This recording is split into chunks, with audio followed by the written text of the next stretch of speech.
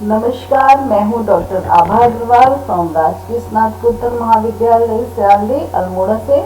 आज मैं आपको व्यापार से लाभ के बारे में बताऊंगी। व्यापार से हम लोगों ने देखा कि हम व्यापार क्यों करते हैं, फिर व्यापार का आधार क्या होना चाहिए, जिसके संबंध में हमने बहुत सारी थ्योरीज पढ़ी, Ricardo, Adam Smith, Heckscher, Ohlin and so on. इसके बाद हम देखेंगे कि व्यापार से किस प्रकार के लाभ होते हैं। व्यापार से लाभों को दो भागों में बांटा जाता है, स्थैतिक लाभ और डायनामिक लाभ। स्थैतिक लाभों में पहला है रोजगार में वृद्धि। हम सभी जानते हैं कि जब हम अंतर्राष्ट्रीय व्यापार की ओर उन्मुख होते हैं तो उससे हम न केवल घरेलू देश के उपभोक्ताओं की आवश्यकताओं को पूर्ण करने के लिए उत्पादन करते हैं, बल्कि दूसरे देशों की डिमांड आवश्यकताओं को पूर्ण करने के लिए भी उत्पादन करते हैं। तो ऐसी स्थिति में जो लोग उस वस्तु के उत्पादन में लगे होते हैं उनको काम करने के और ज़्यादा अवसर मिलते हैं, जिससे रोजगार में वृद्धि होती है, यानी कि और नए लोगों को भी काम करने का अवसर मिलता है। दूसरा है पूंजी निर्माण में वृद्धि। गरीब जो अल्पविकसित देश हैं और विकासशील देश हैं, वो लोग चूंकि अशिक्षित होते हैं, रूढ़िवादी होते हैं, शिक्षा का स्तर वहाँ पर बहुत उन्नत नहीं होता, इसलिए वो लोग अंधविश्वासी भी बहुत होते हैं। उनका विवाह के प्रति बहुत रुझान होता है और वो बहुत ही अल्प आयु में ही विवाह करने में रुचि रखते हैं, जिससे जल्दी जल्दी बच्चे पैदा होते हैं और जनसंख्या उनकी तेजी से बढ़ती है। अब बढ़ती हुई जनसंख्या को काम के अवसर चाहिए, क्योंकि हर व्यक्ति 14-15 साल होने के बाद उसे रोजगार चाहिए ही होता है। तो जब हम अंतर्राष्ट्रीय व्यापार की ओर उन्मुख होते हैं तो हमारे पास क्या होता है, उत्पादन करने के लिए ज़्यादा स्कोप होता है, उत्पादन बढ़ाने के लिए। तो अंतर्राष्ट्रीय व्यापार से उसका हमारा पहला उद्देश्य, उसका सिद्धांत क्या है कि हम जब व्यापार करते हैं तो हम उसी वस्तु में स्पेशलाइजेशन करते हैं जिसमें हमारी प्रोडक्टिव एफिशिएंसी ज़्यादा होती है। तो अंतर्राष्ट्रीय व्यापार के कारण विशिष्टीकरण होता है। विशिष्टीकरण होने से आप बहुत ज़्यादा मात्रा में उत्पादन का कार्य कर सकते हैं। बहुत ज़्यादा मतलब उत्पादन का जो पैमाना होता है उसका विस्तार होता है, जिससे रोजगार के अवसर बढ़ते हैं, उस जनसंख्या बढ़ती है, उसे रोजगार ज़्यादा से ज़्यादा मिलने लगता है। दूसरी बात, आप जिस कार्य में विशिष्टीकरण करते हैं उसमें आपकी एफिशिएंसी ज़्यादा होती है। जितनी ज़्यादा आपकी एफिशिएंसी होगी उतना ज़्यादा आपका प्रोडक्शन होगा। एफिशिएंसी का आप सोच सकते हैं, जैसे आपके पास 2-3 सब्जेक्ट्स हैं, 3 सब्जेक्ट्स में आप पढ़ाई करते हैं, इकोनॉमिक्स है, पॉलिटिकल साइंस है, सोशियोलॉजी है। मान लीजिए आपकी इकोनॉमिक्स में ज़्यादा रुचि है, तो रुचि का अर्थ होता है कि बहुत कम समय में आप ज़्यादा ग्रहण कर लेते हैं, या उसमें आप ज़्यादा समय देकर बहुत ज़्यादा अच्छा प्रेजेंटेशन करते हैं, जिससे आपके मार्क्स ज़्यादा आते हैं। ठीक है, एक स्टूडेंट की एफिशिएंसी किस रूप में नापी जाती है, उसकी मार्क्स अर्जित करने की क्षमता से। भाई हम लास्ट में आपकी क्या मार्कशीट ही तो देखते हैं, आपकी डिग्री, मार्कशीट, यही होता है। इसी तरह से जब दो राष्ट्र आपस में व्यापार करते हैं तो हम उस वस्तु के उत्पादन में की ओर बढ़ते हैं जिसमें हमारा कौशल ज़्यादा होता है। इसका अर्थ है हम उस वस्तु के उत्पादन में विशिष्टीकरण करते हैं। विशिष्टीकरण का कारण है उत्पादन का बड़ा पैमाना प्राप्त होना। तो जिस कार्य में आपका विशिष्टीकरण होगा उसमें आपकी उत्पादक क्षमता बढ़नी ही बढ़नी है। तो जब प्रति व्यक्ति उत्पादकता में वृद्धि होगी तो आपकी वेजेस बढ़ेंगी, क्योंकि वेजेस किसके बराबर होती हैं, W = MP, marginal productive capacity, MPE, marginal productive efficiency = W। ठीक है,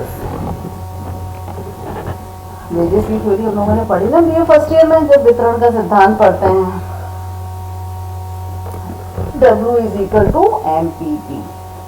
इसके बाद जब व्यापार का आरंभ होता है तो जो व्यापार में संलग्न देश होते हैं वो हमें पूंजी प्रदान करने के लिए सहमत हो जाते हैं, क्योंकि जैसे आप मान लीजिए किसी को नहीं जानते तो ऐसे तो आप किसी को पैसा नहीं दे देंगे। जब आपकी फ्रेंडशिप होती है तो आपके अंदर कॉन्फिडेंस बिल्ड होता है, एक दूसरे के प्रति भरोसा जो कहते हैं ना, विश्वास डेवलप होता है। आपको लगता है कि आप पैसा को देंगे तो उसके ऊपर आपको कुछ रिटर्न्स भी मिलेंगे, यानी कि उसकी कैपेसिटी में, रिपेइंग कैपेसिटी पर भी आपको थोड़ा यकीन होता है। तो इसी तरह से व्यापार में होता है। जब व्यापार का आरंभ होता है तो साझेदार देश आपस में पूंजी प्रदान करने के लिए भी सहमत हो जाते हैं, जिससे किसी भी देश का उत्पादन संभावना वक्र ऊपर की ओर विवर्तित हो जाता है। उत्पादन संभावना वक्र ऊपर की ओर विवर्तित होना ये आप बहुत अच्छी तरह से जानते हैं। जब हम दो फैक्टर्स ऑफ प्रोडक्शन को आपस में मिला देते हैं तो वो दिखाता है कि उत्पादन संभावना वक्र, यानी कि अपने कंट्री के दिए हुए साधनों से हम उतना ही उत्पादन कर सकते हैं जो उत्पादन संभावना वक्र प्रदर्शित करता है। लेकिन जब आपके पास एक फैक्टर ऑफ प्रोडक्शन यानी कि पूंजी बढ़ गई तो आपका उत्पादन की जो परिधि है वो बढ़ गई। अर्थात मान लीजिए आपके पास कोई प्लॉट है, एक दिशा से प्लॉट आपको बढ़ाने की इजाजत दी जाए तो आपका वो पूरा घर का एरिया बढ़ गया ना, तो आपकी लिविंग कैपेसिटी बढ़ गई। ऐसे ही प्रोडक्शन पॉसिबिलिटी होती है। उत्पादन से आपको प्रायोगिक, अंतरराष्ट्रीय व्यापार से आपको प्रायोगिक लाभ भी प्राप्त होते हैं। क्या है? Political, cultural, technological, economic. Economic की हमने बात करी, अब हम अन्य लाभों पर आते हैं। आपने जब हमने चालू खाते की बात, आपको बैलेंस ऑफ पेमेंट्स पढ़ा रहे थे तो हमने आपसे चालू खाते की बात की थी। चालू खाते के दो खातों, merchandise trade and invisible trades की बात करी थी। इनविजिबल ट्रेड्स का एक बहुत अच्छा इंपॉर्टेंट कंपोनेंट है एजुकेशन। ठीक है, ट्रेड के हम पढ़ने के लिए जाते हैं, वहाँ पढ़ने के लिए लेकर जाएंगे तो यहाँ से हम विदेशी मुद्रा लेंगे, ठीक है, और वहाँ जाकर व्यय करेंगे। इसी तरह से वहाँ के लोग विदेशी मुद्रा लेकर आएंगे और इस प्रकार विदेशी मुद्रा का तो आदान प्रदान होगा। ये एक इकोनॉमिक गेन है। इसके अलावा जो हमारा गेन है कि हम अगर विदेशों में पढ़ने जाते हैं तो हम उनकी उन्नत शिक्षा प्रणाली का लाभ हमें मिलता है। जैसे आज हम आपको ऑनलाइन एजुकेशन दे रहे हैं, इससे पहले कि हमारे यहाँ थी, अगर होगी तो बच्चों के स्कूल से अब शुरू हुई है। डिग्री कॉलेजेस में तो ऐसा कोई माहौल नहीं था, लेकिन अब हम लोग इस ओर भी बढ़े हैं। ये सारी चीजें वहां पर तो 100-150 सालों से चल रही थी कि रिमोट में बैठा बच्चा भी पढ़ सकता है इस टेक्नोलॉजी के थ्रू। तो उनकी इस प्रकार की जो उन्नत शिक्षा प्रणाली है उसके सिस्टम को हम समझते हैं, देखते हैं, और उनके आप जो बहुत उनका जो रिसोर्सेज हैं उनके, चाहे इलेक्ट्रॉनिक हो, चाहे आपके प्रिंटेड मीडिया हो, प्रिंटेड रिसोर्सेज हो, उनके टीचर्स हों, यानी कि उनकी जो शिक्षा का तरीका है उसको हम ग्रहण करते हैं। वो बहुत एडवांस होता है, उनके सिलेबस बहुत रिच होते हैं, उनके टीचर्स बहुत अच्छे होते हैं, एक्सप्लेनेशन का तरीका बहुत अच्छा होता है, बहुत सारे एक्सेसिबल जो आपके इंस्ट्रूमेंट्स होते हैं वो बहुत रिच होते हैं। इसी प्रकार से युवा समारोहों का आयोजन कर सांस्कृतिक आदान प्रदान में तेजी आती है। भाई हम लोग एक ही देश के अंदर, कोई केरल में है, कोई तमिलनाडु में है, कोई बांग्लादेश इधर है आपका वेस्ट बंगाल में, सबका रहन सहन अलग है, सबकी संस्कृति अलग है। कोई किसी धर्म को मानता है, कोई का त्यौहार कर रहा है, किसी के घर का खान पान अलग है, किसी के पूजा पाठ का सिस्टम अलग है। इसी तरह से आपस में देशों में होता है। पाकिस्तानी अलग ढंग से रहते हैं, इजरायली अलग ढंग से रहते हैं, रशिया अलग ढंग से रहते हैं, अलग अलग धर्म को फॉलो करते हैं। तो जब हम ट्रेड करते हैं तो उसका एक पहलू ये भी होता है कि क्यों ना यहाँ के युवा वहाँ जाए, वहाँ के युवा यहाँ आए।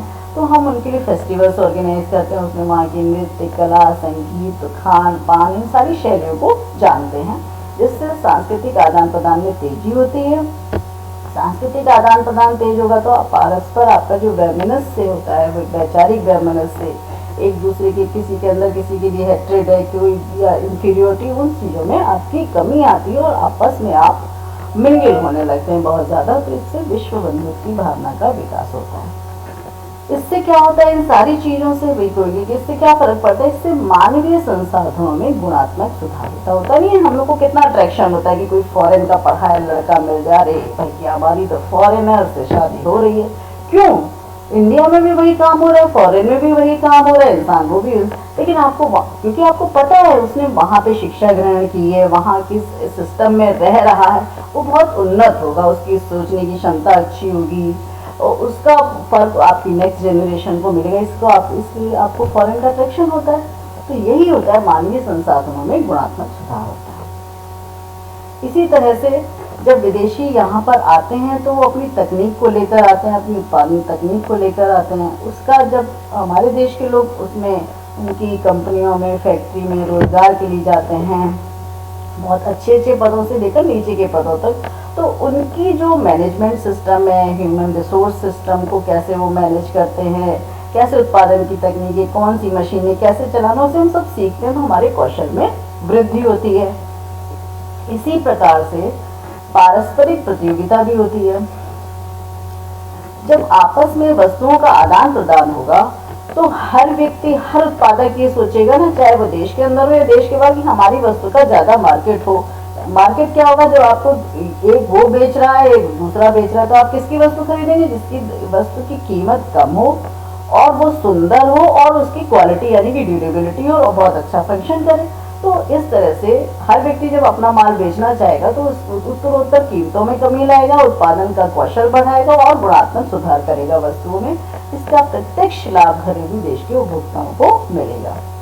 इसी तरह देशों में परस्पर राजनीतिक संबंध स्थापित होते हैं, अंतरराष्ट्रीय कानून की स्थापना होती है। जब बहुत सारे लोग आपस में ट्रेड करते हैं तो ट्रेड का भी स्वरूप बाइलेटरल न रहकर मल्टीलेटरल हो जाता है। तो सारे देश मिलकर ये तय करते हैं कि क्यों ना हम एक अंतरराष्ट्रीय संस्था बनाएं जो ट्रेड से संबंधित रूल्स को, रेगुलेशन को बनाए और हम सब उसका फॉलो करें, जिससे किसी भी देश को ये खतरा ना रहे कि कोई बड़ा देश जबरदस्ती अपना बहुत सारा सामान वहां पे रख दे या डंपिंग करने लगे या किसी भी तरह का अनफेयर ट्रेड प्रैक्टिस करने लगे। उनको इस तरह का खतरा ना हो कि आप मतलब गलत तरीकों से उत्पादन करके जबरदस्ती का कंपटीशन पैदा कर दें और घरेलू देश की जो, दूसरे देश की जो सुरक्षा है यानी कि उनके उत्पादक या उद्यमी हैं वो आर्थिक रूप से वल्नरेबल हो जाएं। क्योंकि अगर कंपटीशन बहुत बढ़ गया तो भाई देश का उत्पादन ठप हो जाएगा। जब देश के घरेलू धंधे ठप हो जाएंगे तो फिर आप तो दूसरे ही देशों पर डिपेंड हो गए पूरी तरीके से। तो निर्भरता तो किसी रूप में बहुत अच्छी नहीं होती है। तो कोई भी व्यक्ति गलत तरीके से हावी ना हो और अनफेयर ट्रेड्स ना करे, और यदि ऐसा कोई डिस्प्यूट सामने आता है तो कोई ऐसी संस्था हो जो उस पर निर्णय करे, अपना जजमेंट दे। तो इससे क्या होता है, और या कभी मान लीजिए कोई पॉलिटिकल कॉन्फ्लिक्ट हो जाए तो भी हम अपने साझेदार देशों में कुछ जो बड़े देश होते हैं उनसे मध्यस्थता की अपेक्षा कर सकते हैं। तो इस प्रकार आंतरिक एवं बाह्य सुरक्षा सुदृढ़ होती है।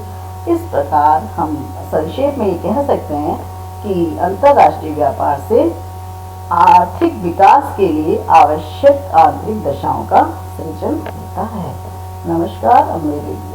मुझे उम्मीद है कि आपको बहुत अच्छी तरह से सारी